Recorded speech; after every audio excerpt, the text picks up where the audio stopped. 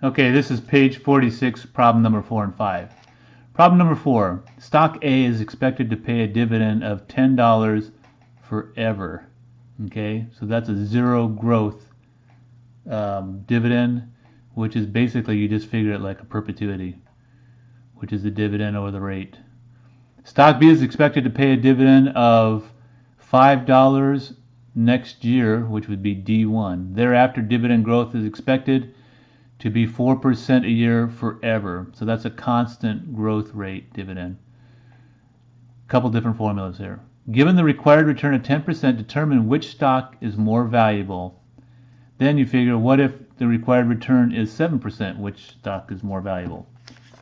So we got a couple different formulas here. Let me back this up a bit. Okay, so stock A,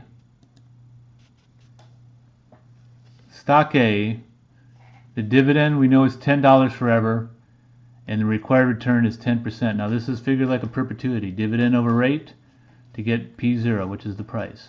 So that's $100. Stock B, we know that we've got a $5 dividend. The required return is 10%. The growth rate is 4%. So to figure out P0, and this is basically that constant growth formula, which is PT equals dt plus 1 over r minus g. So PT in this case, t is 0. So dt plus 1 would be 0 plus 1 is 1. So d1 over r minus g to the first power. So that gets you $83.33 when you do that. So in this case, you would take stock A and a 10% required rate of return.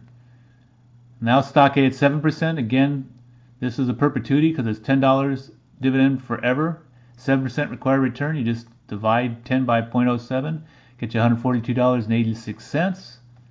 Stock B, again, this is PT equals dt plus 1 over r minus g. But since you're trying to find out P0, that makes dt plus 1 d1 over r minus g to the first power.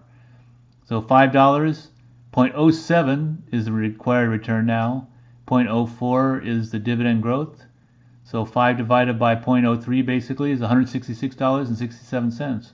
So when there's a 7% required return, you would take stock B.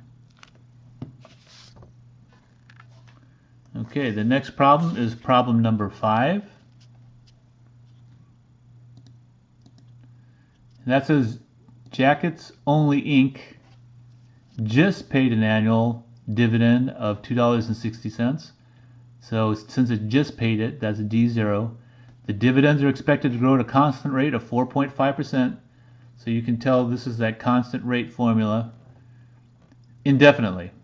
If the investors require 11% annual return, that's R. What is the current price? And obviously 4.5% is G. That was the current price. That would mean P0. What is the expected price in 5 years? That would be P5. So we use our formula, which again is PT, the price at time, at whatever time, equals dt plus 1 over r minus g. We want to find out the current price. So current price is P0. So P0 equals dt plus 1, so that'd be d1 over r minus g.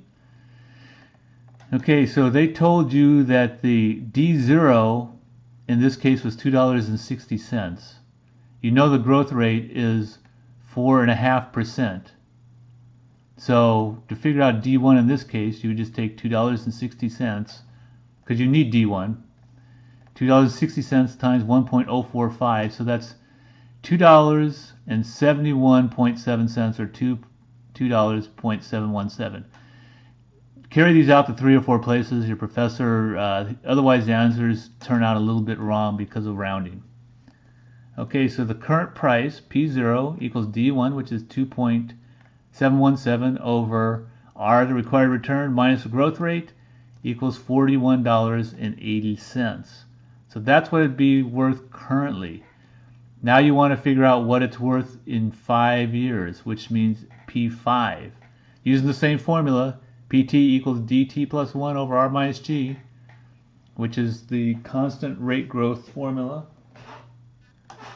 constant dividend growth, which would be constant dividend rate growth. So constant dividend growth formula, P5 here, that's what you're solving for. So this is T plus 1, so that's D6 over R minus G. And then what you do is, you knew what D0 was. They told you that was $2.60. Now you want to find out what D6 is. So you take 1.045, the rate of growth, to the 6th power. So D6 equals $3.39.